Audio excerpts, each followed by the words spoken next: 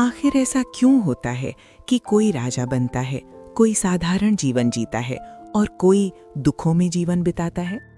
आइए इस अद्भुत कहानी के माध्यम से समझते हैं। एक बार एक राजा ने विद्वान ज्योतिषियों की सभा बुलाई और प्रश्न किया। मेरी जन्म पत्रिका के अनुसार मेरा राजा बनने का योग था और मैं राजा बना, लेकिन उसी घड़ी और मुहूर्त में अनेक लोगों ने जन्म लिया होगा, फिर वे राजा क्यों नहीं बने? राजा का ये प्रश्न सुनकर सभी विद्वान मौन हो गए। तभी एक वृद्ध खड़े हुए और बोले, महाराज, इस प्रश्न का उत्तर आपको जंगल में रहने वाले एक महात्मा दे सकते हैं। राजा तुरंत घने जंगल की ओर निकल पड़ा।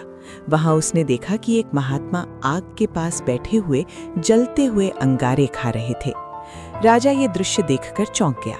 जैसे ही उसने अपना प्रश्न पूछा, महात्मा क्रोधित होकर बोले, तेरे प्रश्न का उत्तर आगे पहाड़ियों के बीच रहने वाले दूसरे महात्मा देंगे। राजा आगे बढ़ा।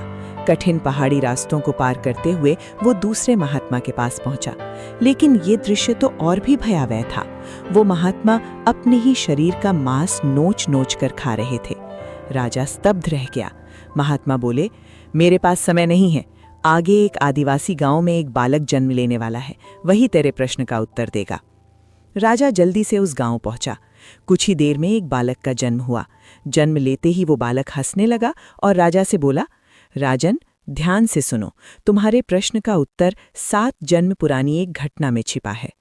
बालक बोला, 7 जन्म पहले हम चारों भाई राजकुमार थे। एक दिन शिकार खेलते खेलते हम जंगल में भटक गए। 3 दिन तक भूखे प्यासे रहे। फिर हमें आटे की एक पोटली मिली। हमने 4 रोटियां बनाई और खाने बैठे ही थे कि एक भूखा महात्मा वहां आ पहुंचा। उन्होंने सबसे बड़े भाई से कहा, बेटा, मैं कई दिनों से भूखा हूं, मुझे थोड़ा भोजन दे दो। लेकिन बड़े भाई गुस्से में बोले, क्या मैं आग खाऊं? फिर महात्मा दूसरे भाई के पास गए। उन्होंने भी गुस्से में कहा, क्या मैं अपना मांस नोच कर खाऊं? फिर वे मेरे पास आए। मैंने भी स्वार्थ में आकर उन्हें मना कर दिया। अंत में वे तुम्हारे पास आए, हे राजन।